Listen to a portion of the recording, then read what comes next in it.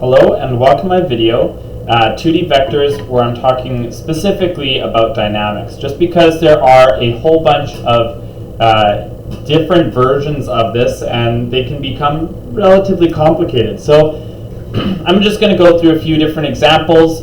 So here's just a preview here. We've got inclined planes, we've got a hanging sign, and we've got a pulley example. So if you are interested in any of those, please stick around and watch for any of those parts. So inclined plane will be our first two examples because it is the most common one, or yeah, it's the most common. It's also, I think, also mostly the most difficult one, I would say generally. So let's go ahead and begin to discuss this.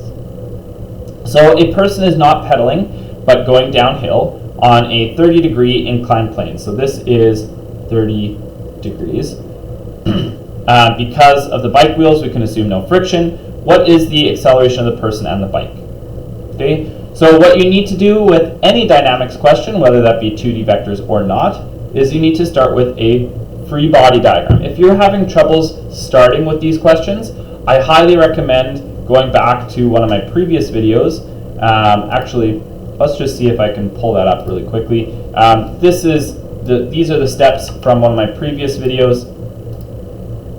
And so, yes, I highly recommend following these steps in order to solve a dynamics question. So, why is it all weird like that? I don't know. Hopefully, there you go. Okay, so those are the steps. I follow those same steps every single time I do it. I'll do this first one in blue, well, in all these different colors, but the first step in blue just to show you, again, what is going on. So, free body diagram. Normally, I would have to draw it myself, and I would just draw a box and, you know, the forces on it and whatever. But let's go ahead and do it on here. So in this simple case, there's no friction, okay, and he's not pedaling. So the only two forces on this person is the force of gravity and the normal force. Now, the thing about this is that you have to remember that the normal force is perpendicular to the surface. That means it's not opposing gravity all the time, although it might be. It is perpendicular to the surface. So please keep that in mind, because that is going to change things quite a bit. Okay, so if this is 30 degrees, that would mean that the angle up here, well, maybe I'll just draw this triangle a little bit bigger so you can kind of see it. We're separating it into its horizontal and vertical components. And I'm trying to switch to my red, and it's not letting me.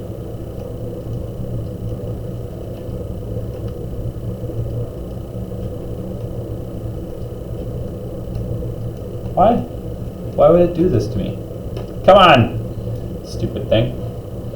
It's not letting me switch to my red. Okay. For some reason, it just really does not want me to do this. Okay, well, I can change that to red. Okay. Oh, goodness. Okay, so anyways, we've got our horizontal component and our vertical component, and some people will find this a little bit easier, but which of the two angles will be 30 degrees? Well, it's actually going to be this one up here, due to the fact that you're kind of reversing or flipping the triangle to get the perpendicular triangle. I don't know if that kind of makes sense, but if you flip this triangle, oh, you know what I can do to kind of prove this for you? I can just copy that, put it over here, and then rotate.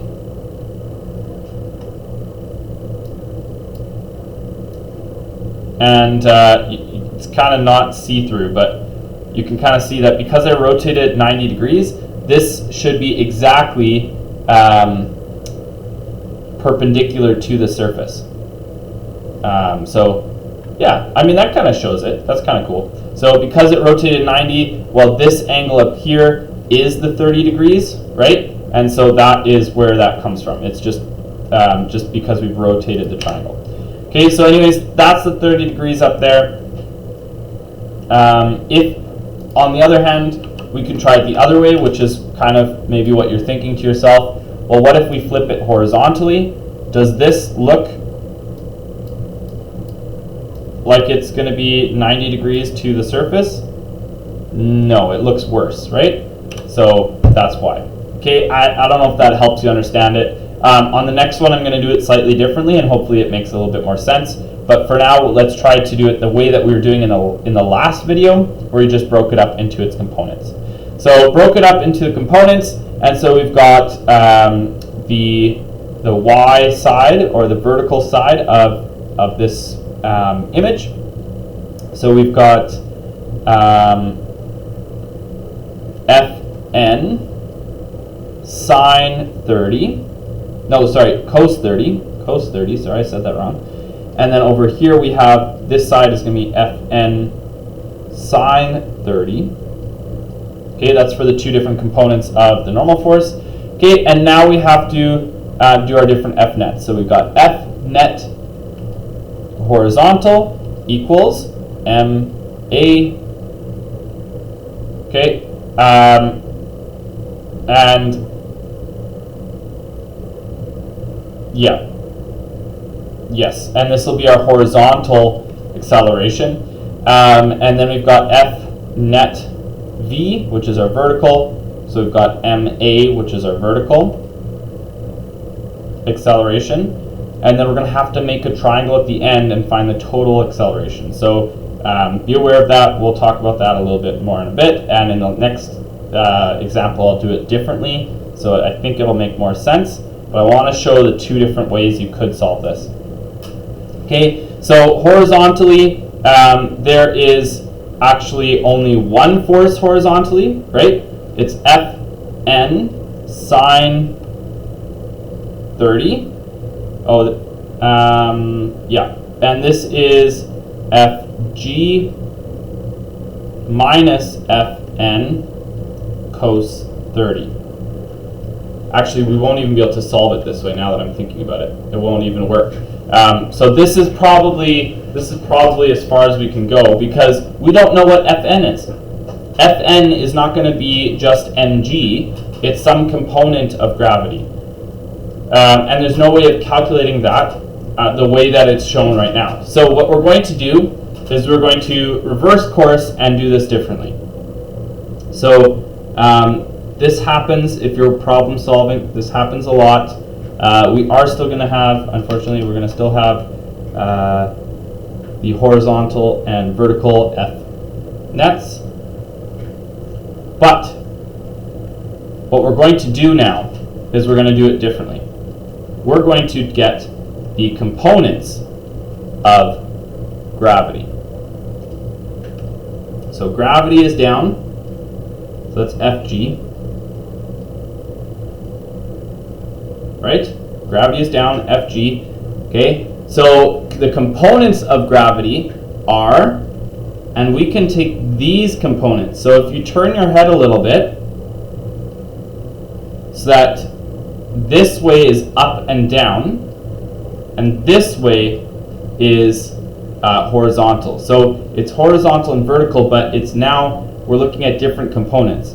Okay, the other thing to say is that this angle up here is angle 30, and so this is Fg cos 30, and this is Fg sine 30.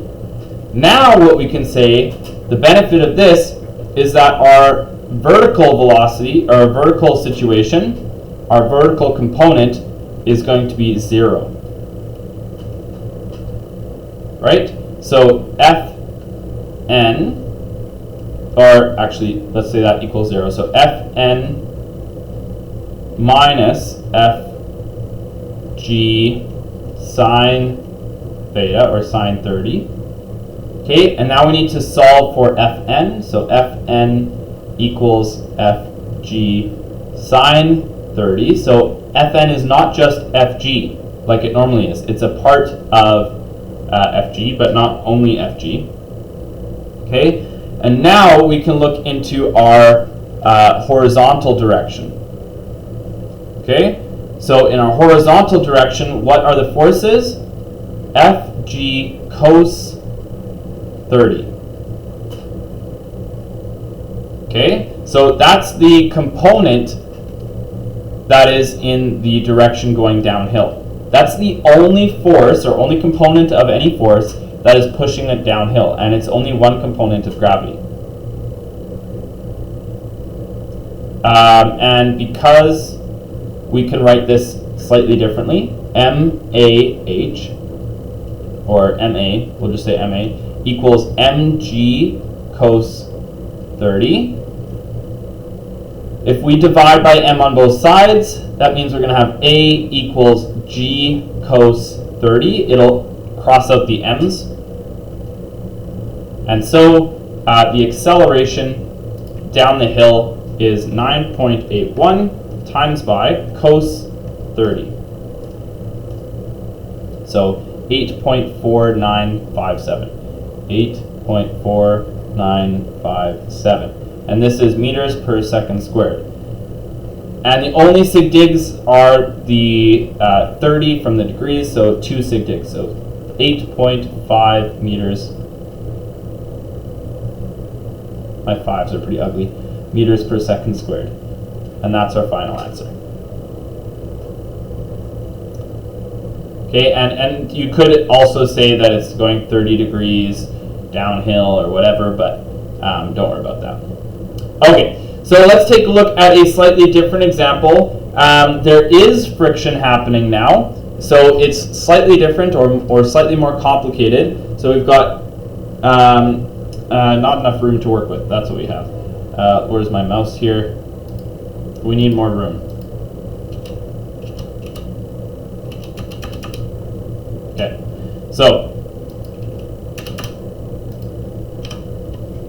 Okay, so we've got the normal force coming up this way. We've got the force of gravity coming down this way.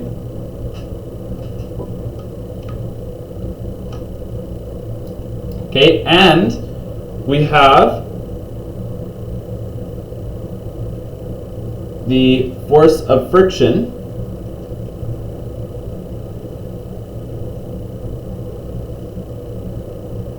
going that way. What we're missing is the angle.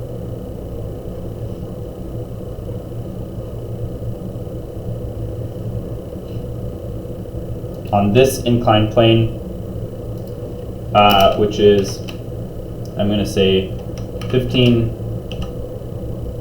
degrees. So I don't know, do I have the degrees symbol here? I do.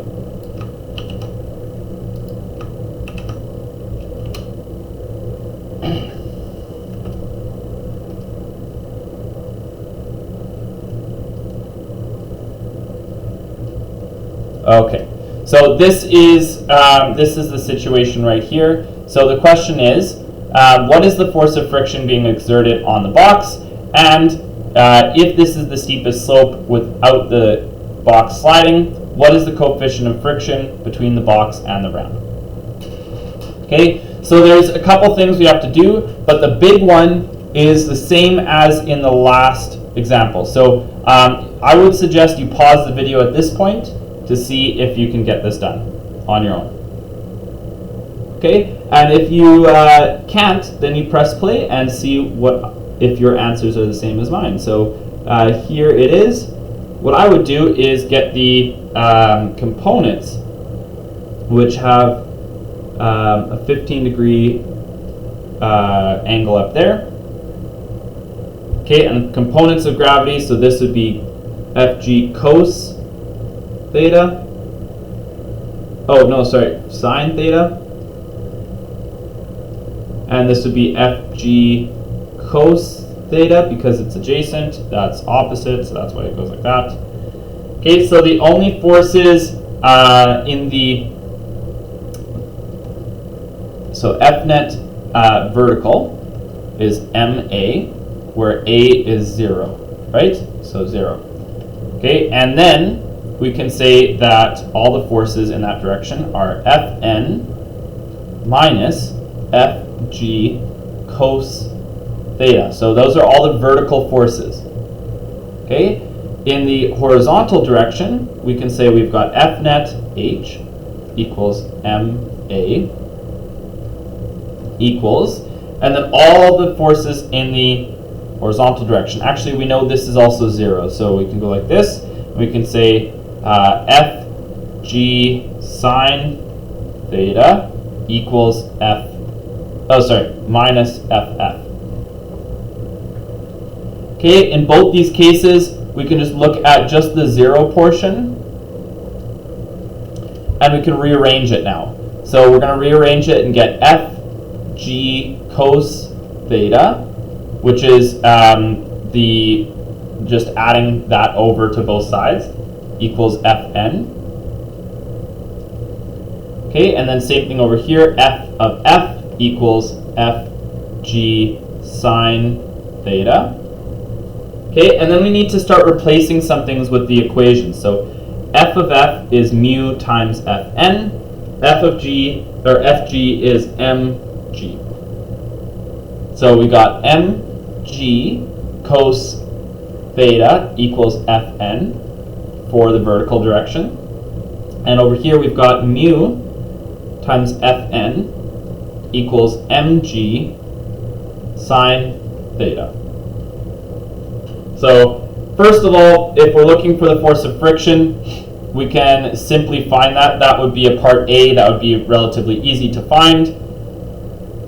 Okay, so that'll be, maybe that's this answer, so force of friction. So we're just looking for force of friction. That's what this is. Okay, so let's go ahead and just plug that in. So, yeah, so that would be mg, so 30 kilograms times 9.81 sine 30. So 147.15. And this is newtons. And this actually should be 2 sig dig, so 1.5 times 10 to the 2 newtons. So that's for part A. Okay, for the second part, what we need to do is we need to find the coefficient of friction. So let's solve for that. So that would be coefficient of friction equals mg sine theta over Fn. But we know Fn is this value. So we're going to place that back over here instead of Fn. So that would be mg sine theta over mg cos theta. M and m cancel, g and g cancel, so we actually only have sine theta over cos theta, which in this case is, I did that wrong. Sorry about that, guys. This is, the angle is not 30, it's 15. So that one's incorrect. So 76, and then the other one is sine 15 over, over cos 15. So 0.26. Okay, and so this rounds to 0.27 as our final answer. Now, I did do this one incorrectly, so I'm just going to write that out properly. 0.17. So it should be 76 newtons. Yes.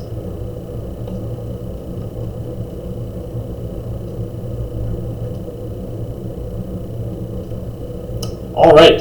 So hopefully this helped you guys with both the inclined plane type of questions here. I know they're complicated, but all you have to do is turn your head and they become a little bit less complicated. But these are classic questions. They're difficult questions.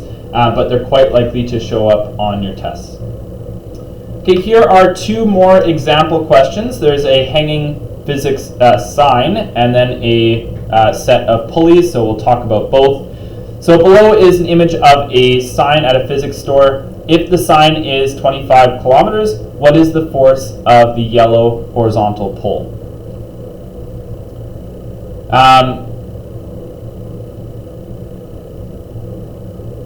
Just thinking about it, and this video is actually getting pretty long. I'm going to split this up into two separate videos. So this first video was just for the inclined planes.